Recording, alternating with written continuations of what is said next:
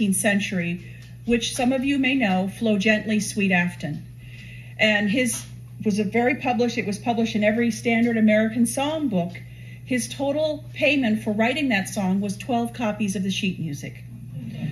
That's all he received in royalties at that time, so it wasn't a lot of good payment.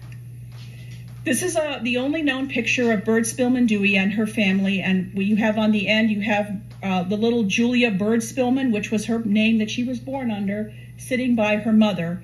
Her mother was Eliza Sarah Taylor, and that was her maiden name. You see the rest of the Spillman children. One child is not yet born in that picture. And on the end, you see Reverend Spillman, who actually started out his career as an attorney in Kentucky. So they were raised in Maysville. Most of the children were born there as well. When you do research, not everything you find is happy. And that's one of the kind of sad parts of this.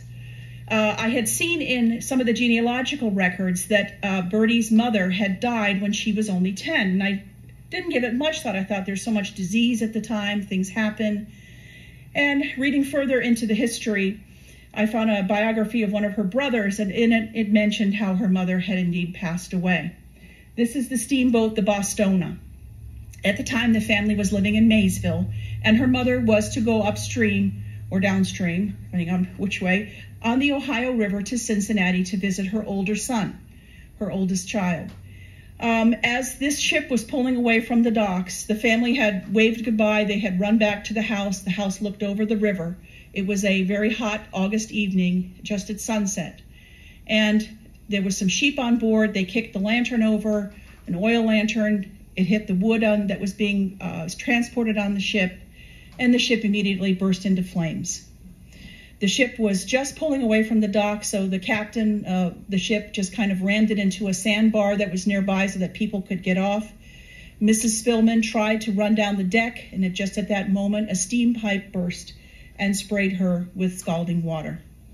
She was thrown into a boat, and she somehow managed to crawl back up to her house up the hill.